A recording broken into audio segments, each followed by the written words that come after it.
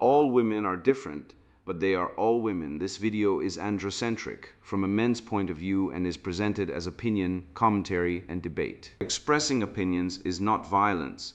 These are ideas to challenge, question, and argue in public, because classical liberalism relies on the First Amendment for its dialectic. If you are a feminist, then consider this. If patriarchy truly existed as claimed, feminism could not. And if all men are trash and women are equal to men, then what are we to conclude? Women will die for their children, men will die for their wives and children, and God chose to die for all mankind. Authority rolls up with responsibility. If this framing of facts offends you, click off to a cute cat video. Proceeding further will expose you to gamma bias and criticism directed at ideas, claims, institutions, not at any individual's virtue or dignity. Our method follows the 7 liberal arts. The trivium, grammar, logic, rhetoric, and the quadrivium, arithmetic, geometry, music, and astronomy, and the transcendentals, the good, true, and beautiful. If this framework is not for you, feel free to exit now. It's no disgrace. Women are wonderful. God bless America. Men are great. Feminismus delendus 8. Female agency. Are women children or powerful? Written by Conrad Riker. Available now. Links in description. Female agency. A field guide for men who still notice reality. The grammar of the void. A syllogistic exorcism of petriphagy. Why the female demand for telepathy is just a toddler's tantrum in a petite blazer, and how men must stop feeding the parasite. You have read The Confession. A tenured parasite published her autopsy report on masculine patients, and the scientific journals applauded the dissection. Dr. Winona, feminist Marxist PhD, a name containing more syllables than her argument has premises, sat across from a man who ordered her soup, watched him fail to read her mind, and called the experience Holy Communion. She ate 3 bites of pho and pushed the bowl away. She did not eat the pho, she ate him, and she expects you to call it theology. Let us fix definitions before we proceed, because the enemy has captured the dictionary, petriphagy, from the Greek pater, father, and phagein, to eat, not metaphor, not allegory, literal consumption of paternal substance. She named her ideology after Cronus swallowing his children, and expects you to worship at the altar. A vampire in a petite burgundy blazer is still a vampire. The blazer is simply the camouflage. Sacred, from Latin sacer, meaning set apart for the gods, she has set apart her emotional vampirism for worship. Labyrinth, from Greek labors, the double-headed axe of Minoan sacrifice, she builds a maze, leads men to its center, and performs the rites. The Minotaur was not the monster, the architect was. Here is the syllogism she cannot survive. Major premise, trust requires honesty between persons. Minor premise, the writer boasts, I lie, you lie, we all lie, and rebrands deception as communion. Conclusion, she destroys trust by design.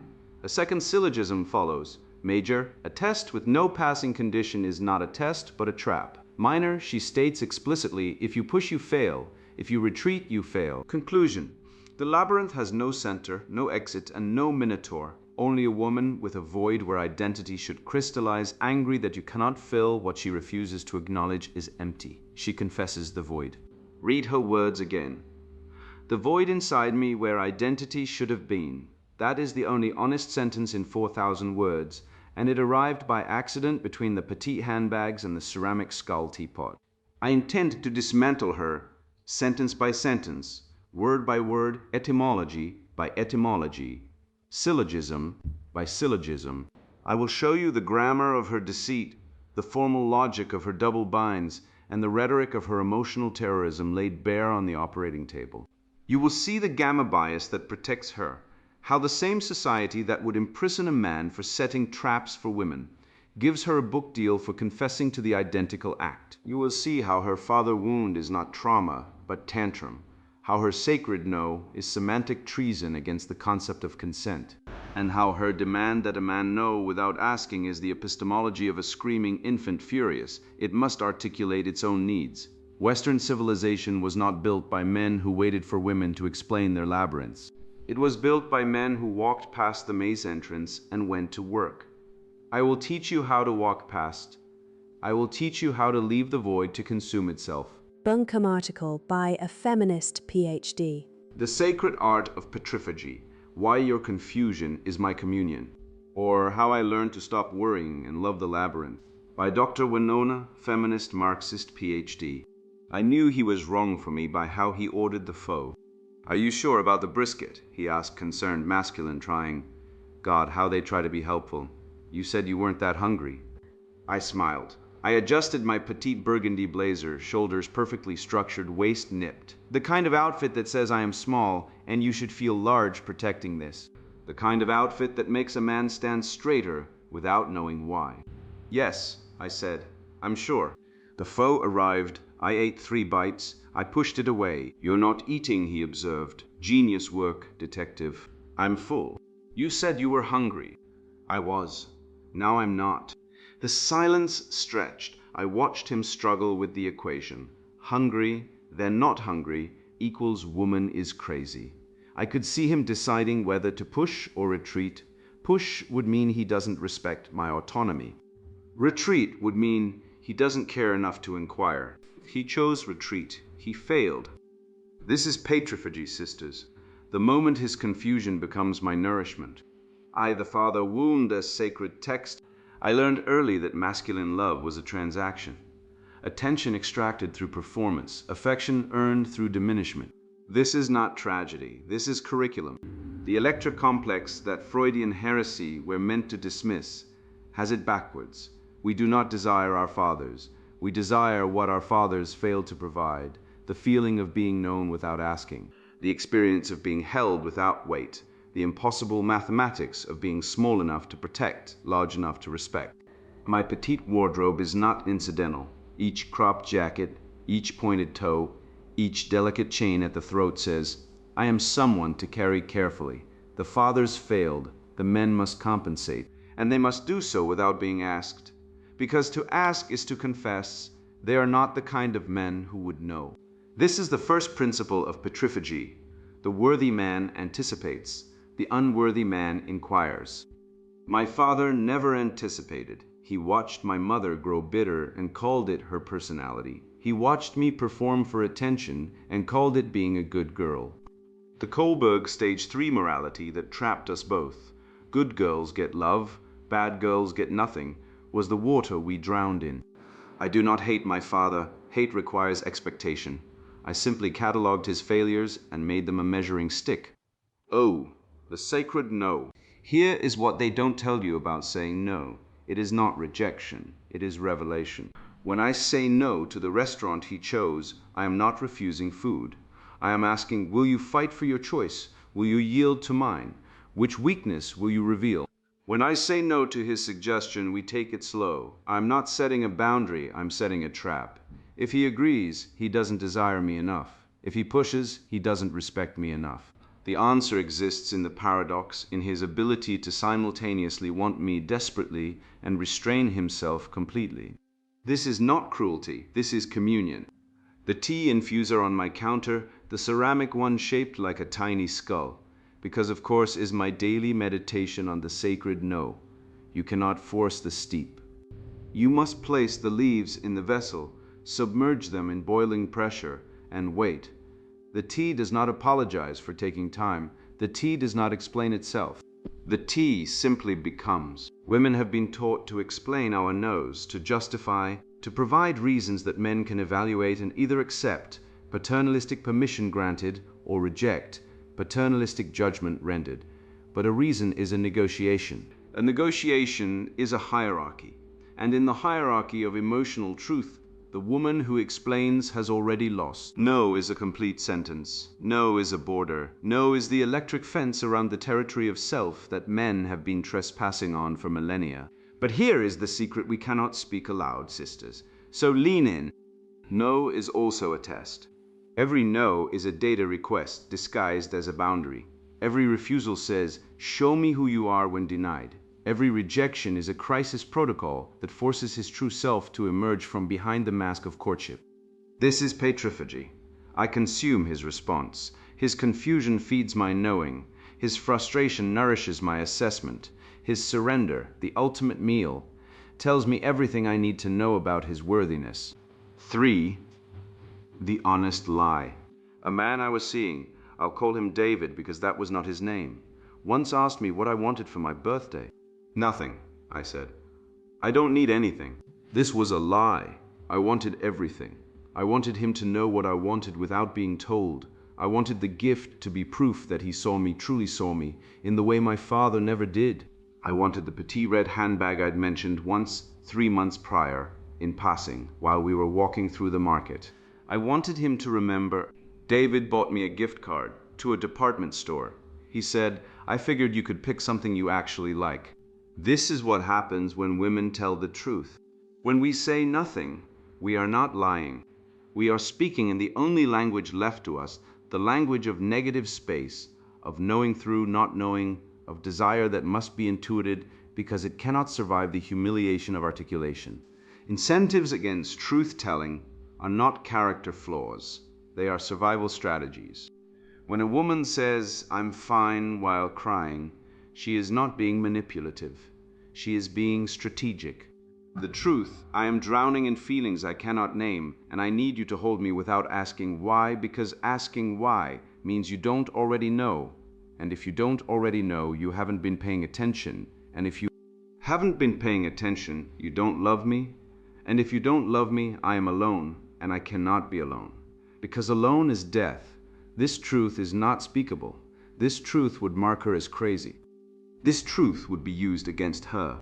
So she says, I'm fine, and she waits. And his response to I'm fine tells her everything she needs to know. This is the incentive structure patriarchy built. We simply learn to game it. The international cuisine I love, Ethiopian injera sour with fermented tang, the geometric precision of Japanese plating. The sensory chaos of a Moroccan tagine is honest in the way I cannot be. The dish does not pretend to be what it is not. The spices do not apologize for their heat. The textures do not explain their complexity. But human beings, we must be layered. We must be palimpsests. Truth written over truth written over truth, each layer hiding the last, each surface a performance for the audience at hand. I lie, you lie, we all lie, not because we are dishonest, but because honesty has never been rewarded, because honesty gets you labeled difficult, because honesty makes you the problem instead of naming the system that makes honesty impossible. Patrophagy is what happens when truth-telling becomes unsafe. We consume through indirection. We nourish ourselves through implication. We feast on the space between words. IV, the labyrinth as love language. Here is what I know. I am impossible. I am impossible because I was made impossible by a world that required my impossibility.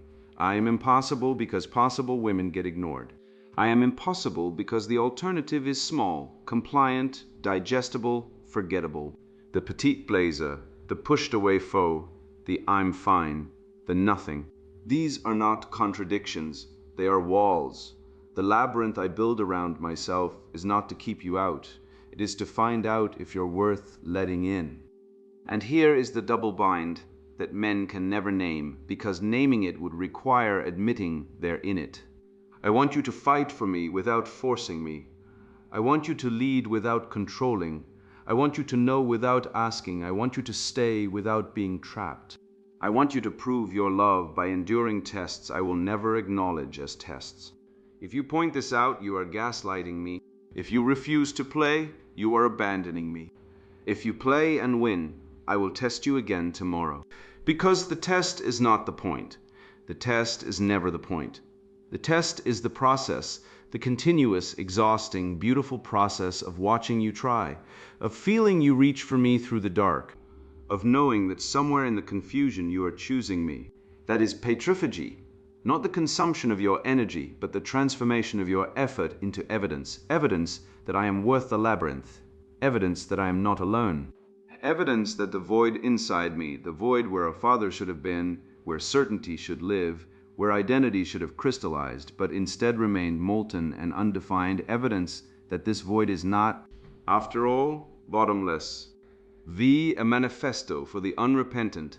To the women who have been called too much, you are not too much. You are the exact right amount in a world that has trained men to expect too little. To the women who have been called crazy, you are not crazy. You are speaking a language they refuse to learn. To the women who have been called manipulative, you are surviving. You are gathering data. You are protecting the soft animal of yourself with the only weapons you were given. No and silence, and I'm fine. To the women who have been called impossible, good. Impossible is the boundary between what you deserve and what they're offering. I do not apologize for my tests. I do not apologize for my mazes. I do not apologize for the foe I didn't eat, for the gift I refused to name, for the nothing that meant everything. This is patriphagy, sisters. The sacred consumption of masculine confusion, the alchemical transformation of male inadequacy into female knowing. We do not test to break you. We test to taste you. And if you cannot survive the tasting, the pressure, the contradiction, the impossible arithmetic of loving someone who will never tell you the answer because she does not know it herself, then you were never meant to make the journey. The labyrinth remains. I remain waiting for the one who will get lost in me and call it home. Dr. Winona, feminist Marxist, PhD, is professor of gender studies, High Coven member of the Satanic Temple, and author of The Void That Eats, Patriphagy, and the Feminine Divine, forthcoming from Penguin Random House. If they know what's good for them, she lives in a curated apartment with a ceramic skull teapot and the ghosts of every man who failed to understand her.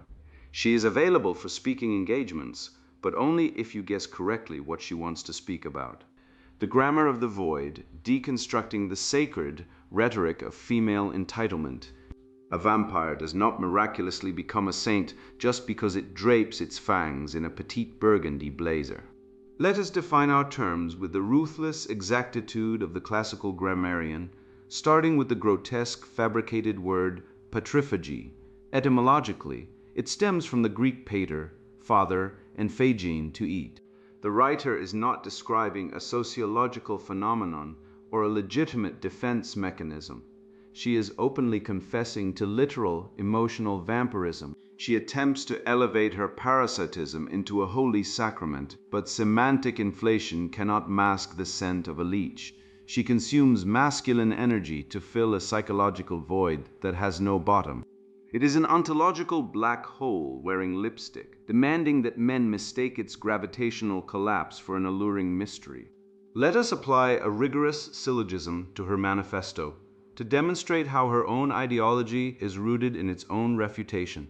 Major premise: trust requires honesty to exist. Minor premise: she explicitly boasts of her deceit, declaring, "I lie, you lie. We all lie." Conclusion: she deliberately and systematically destroys the very trust she demands from men. Therefore, her endless search for a man who truly knows her is a fraudulent, self-refuting charade. It is a kangaroo court where the defendant is doomed before the opening arguments.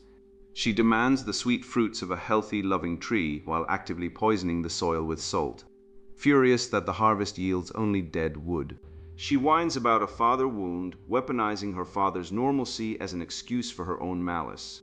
She describes a man who provided, who was present, who was stable. By any rational standard of Western civilization, he was fulfilling his duties. But for our modern narcissist, a father who fails to moonlight as an omniscient telepath is a source of trauma. Blaming him for her self-inflicted labyrinth is a grotesque violation of the principle of self-governance and an abdication of agency. It is a pathetic, cowardly refusal of personal responsibility. She demands the respect of an adult while admitting to a state of permanent psychological childhood, forever throwing a tantrum that reality did not hand her an instruction manual. Rebranding deceit as a survival strategy is the most intellectually bankrupt verbal fallacy of our degenerate age. Open a dictionary, a lie is a deliberate statement contrary to reality. Calling it communion is a satanic inversion of the truth, a dark parody of human connection. She destroys the possibility of authentic relationship through her rhetoric while fiercely demanding its rewards. We live in a genocentric era where paternity fraud affects an estimated 3% to 10% of the population, where family courts strip men of their children and wealth on unverified, tearful say-so, and where male suicide rates skyrocket following institutional ruin. Honesty is the bedrock of civilization. Her honest lie is the pickaxe of chaos.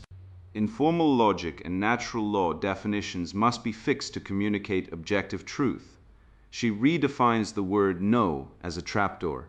If no secretly means convince me or fight for my boundaries, the word loses its ontological weight and its truth value. This is semantic treason. She is not setting a boundary. She is constructing a minefield designed to obliterate the very concept of consent and mutual understanding. If a man were to play these linguistic games, treating a woman's no as a mere preamble to negotiation, he would be publicly ruined. She does it and expects a standing ovation. She demands a man who will know without asking. This is an epistemological impossibility. Human beings do not possess telepathy. Expecting omniscience from a mortal man is not a test of love. It is the setup for an extortion racket. It is the logic of a screaming infant furious that its parents didn't guess its favorite toy.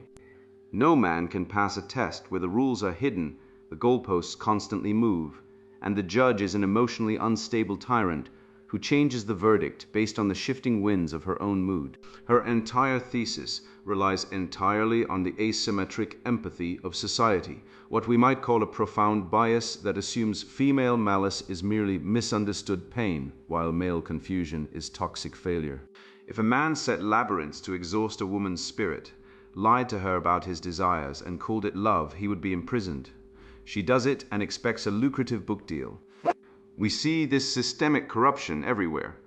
Women receive a 63% sentencing discount in criminal courts compared to men for the exact same crimes, and they are granted absurd legal defenses like battered woman syndrome or PMS to justify outright violence. She relies on this state-sponsored privilege to protect her from the consequences of her own cruelty. Look closely at her curated petite blazers, her pushed-away faux, and her childish ceramic skull teapot. This is the camouflage of a predator. She demands the privileges and protections of a helpless child while wielding the emotional weaponry of a tyrant. It is biological dishonesty, playing the soft animal to trap the unwary while functioning as an apex predator. She wants the supreme authority of an adult without the crushing burden of responsibility. The Western man must recognize this theater for what it is, a user manual for psychological abuse disguised as empowerment that must be discarded before it consumes you alive. And what does a hollow creature do when it cannot generate its own meaning? It probes, it prods, it manufactures crises to harvest reactions like a farmer harvests wheat, except the farmer replants, and she only consumes. She is about to confess the entire operational protocol to you, openly, proudly, as if reading from a sacred text. The testing never ends. The maze has no exit, and every path you choose is the wrong one. Do not mistake this for some tragic love language. This is the mechanics of a black hole describing its own gravity, and she is too far gone in her solipsistic theology to realize she is indicting herself. The labyrinth of lies, the logic of the double bend, and the pathology of the shit test. A man works 60 hours a week forging steel, laying concrete, and paying the taxes that fund the very universities that employ our modern priestesses of gender studies, only to come home to a woman who pushes away a bowl of pho and calls her resulting confusion a sacred communion. I read the confessions of this academic, this self-appointed high priestess of patriphagy, and I do not feel anger. I feel the profound icy sorrow of a pathologist observing a terminal disease. She proudly declares that she consumes masculine confusion, yet she admits she possesses a void inside me where identity should have been. Here is the solitary accidental grain of truth in her entire manifesto. She is entirely hollow, lacking an interior life, lacking the developed self and sovereign agency required for genuine human existence. She must use you as a mirror. Her labyrinth is not a defense mechanism. It is the architectural schematic of her own psychological disorder, a chaotic void where identity should have crystallized, but instead remained a molten parasitic need. She confesses to solipsism, a complete detachment from objective reality, expecting you to orbit her lack of a soul like a dead star. Consider her supreme demand. I want you to fight for me without forcing me. I want you to lead without controlling. Let us apply the basic laws of formal logic to this insipid contradiction. To fight is to exert kinetic energy, to impose one's will upon a resisting force. To lead requires direction, which inherently dictates the path of the follower. She demands a man simultaneously exert force and remain entirely static, to be A and non-A at the same time and in the same relationship. This violates the supreme law of thought, the law of non-contradiction. She is peddling a defective dilemma, a loaded revolver pointed at the head of reason. If he pushes, he fails her test of respect. If he retreats, he fails her test of desire. This is not a love language. It is an instrument of psychological torture designed to guarantee his failure and feed her bottomless need for manufactured crisis. It is the tyranny of the irrational dressed in the vocabulary of empowerment. She plays this sadistic game over a bowl of soup, feasting on a good man's bewilderment. But we must observe what happens when this exact solipsistic psychosis scales up and infects the institutions of civilization. When her data requests become a 911 call, society foots the bill. We live in a genocentric dystopia where over 70% of divorces are initiated by women, where the family courts act as the ultimate enforcers of her double binds, stripping men of their homes, their children, and their wealth on the unverified, unfalsifiable claim of her emotional weather. We endure a system that presumes male guilt and female innocence, a gamma bias that looks at a weeping woman and sees a victim, while looking at a ruined man and sees a monster. Female hypergamy and institutional entitlement have birthed a society where 20% of young men report having 0 sexual partners while women flock to the top percentiles of men, and where paternity fraud, the ultimate biological deception, quietly victimizes up to 10% to 30% of men in tested populations.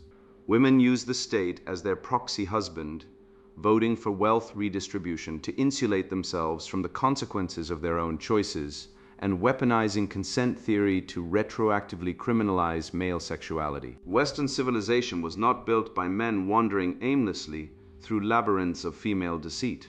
It was built on the straight line of the aqueduct, the rigorous syllogism of the scholastics, the due process of the common law, and the transcendent pursuit of the true, the good, and the beautiful. Our ancestors understood natural law. They knew that order requires hierarchy, that duty precedes rights, and that love is a mutual binding of obligations, not a bottomless pit of narcissistic validation. This professor glorifies the labyrinth, worshipping confusion, obscurity, and chaos. This is not a quirky personality trait. It is a declaration of war against logos itself. She demands a society based on her subjective, ever-shifting emotional state, demanding we replace the solid foundation of civil society with the shifting sands of her honest lies. A civilization that elevates petriphagy to an academic virtue is dying of an autoimmune disease, consuming its own protectors to feed the ungrateful. How do you defeat a labyrinth? You refuse to enter it. The rational male response to this emotional terrorism is absolute, uncompromising refusal. Do not explain, do not justify, and do not play the faux game. When a woman tells you nothing for her birthday, believe her. Buy her exactly nothing, for it is a sin against reason to reward deception. You must withdraw your utility. She demands you endure endless tests because she is a permanent psychological child, terrified of abandonment yet utterly incapable of earning loyalty. But a child requires a father, not a hostage. You cannot fill a void that deep. It requires psychiatric intervention, not a boyfriend. You must climb the mastery ladder of your own life, forging your soul in the fires of competence, leaving the void to consume itself. Reclaim your agency, demand sanity, and categorically reject the emotional tyranny of the perpetually unhinged. Build new institutions by men, for men grounded in logos, and let the ghosts of these ruined women wander their empty mazes alone forever. You have been fed poison your entire life, and you were told it was medicine. You were told that a woman saying no, while meaning convince me, is a boundary, not a bear trap. You were told that a woman lying to your face about what she wants is communication, not deception. You were told that her endless, exhausting, purposeless testing of your spirit is love, not emotional vampirism. You watched your fathers, your brothers, your friends drained dry by the labyrinth, and when they collapsed from blood loss, the crowd hissed. He should have tried harder. I am telling you, there is no hard enough for a void. You cannot fill what refuses to be filled. You cannot win a game where the rules change after every move and the referee is hallucinating. The self-same courts that sentence men to 63% longer prison terms for the same crime will strip you of your children, your home, and your wages on the unverified say-so of a woman who bragged in print about lying as a survival strategy. Over 200,000 men take their own lives annually worldwide, while the media machine manufactures fresh hysteria about the thought a woman chose not to eat. This is not a labyrinth. This is a slaughterhouse with better interior decorating. But here's the sun breaking through the fog. You see it now. You have read the confession, parsed the grammar, tracked the syllogism to its terminal, and the spell is broken. You know that a creature who demands telepathy is not seeking love, but manufacturing failure. You know that I'm fine spoken through tears is not mystery, but a lie, and lies corrode the foundation of every bridge between souls. You know that the petite blazer and the curated skull teapot are props in a theater production where you were never cast as the hero, only the meal. Western civilization, the greatest edifice of ordered liberty and natural law, was not raised by men who submitted to endless shit tests from narcissists. It was raised by men who mastered their crafts, governed their passions, built institutions, signed treaties, and laid down their lives for the good, the true, and the beautiful. The cathedral does not apologize for its arches. The aqueduct does not beg the water to please. Please just tell it what direction it wants to flow. So walk out of the maze. There is no minotaur at the center, only a frightened, furious child who refuses to grow up and wants you to parent her forever while calling it romance. You are a man. You have agency. You have the capacity for logos, for reason, for building, for protecting, for choosing a woman of virtue and character, one who speaks in plain sentences, who honors her word, who builds alongside you rather than feeding on you. They exist. They are not unicorns. They are simply women who passed through their own development, rather than halting at the stage where the universe owes them mind reading. Go build the city on the hill. Go master your trade, strengthen your body, sharpen your mind, and let the void consume itself. You are free now. Act like it. And now the sponsored book introduction. Female agency. Are women children or powerful? I spent years believing the lie. I worked hard, paid my dues, and tried to be a good man in a system rigged against me. Then came the divorce. I lost my home, my savings, and nearly my relationship with my kids. The court treated me like a criminal for being male. My ex-wife got custody, child support, alimony, and half my pension, all while refusing to work. She had agency without accountability. I had responsibility without rights. That's when I saw the truth. Modern society isn't about equality. It's about female privilege disguised as victimhood. This book is my answer to that injustice. If you're a man who's tired of being blamed for existing, if you've been called toxic for opening a door or oppressive for paying bills, this is for you. You're not alone. Millions of rational men are fed up with a culture that demands we provide like kings but grovel like peasants. Feminism sold women a fairy tale. They can have independence without consequences, power without sacrifice. We're the ones paying for it. In these pages, I'll show you why that's destroying families, economies, and your sanity. We'll tear apart the double bind that traps men, damned if we're strong, damned if we're not. I'll expose the marriage plantation, where men sign lifelong contracts of servitude. You'll see how genocentric legal systems favor women in divorces and false accusations. We'll dissect the biological realities feminists ignore, like why women aren't held to the same standards in parenting or careers. Chapters like male disposability and economic exploitation reveal how you're used as a human ATM. Political pandering and media manipulation show why society gaslights you. This isn't theory. It's evidence from psychology, biology, and real court records. To the men reading this, you'll get actionable fixes. Learn to dodge the marriage trap, fight false allegations, rebuild your self-respect. Stop apologizing for your strength. If you're sick of walking on eggshells while women play victim, this book hands you the playbook. Now, if you're a feminist, a social justice activist, or someone who thinks mansplaining is a real crime. Close this book right now, go binge a woke documentary, or stitch a Smash the Patriarchy pillow. You'll hate what's here because it shreds your dogma. I won't coddle your delusions. For the rest of you, men ready to reclaim honor, read on. This is your wake-up call. Buy it, study it, arm yourself with truth. Your freedom starts today. Female Agency. Are Women Children or Powerful? Written by Conrad Riker. Buy now, links in description.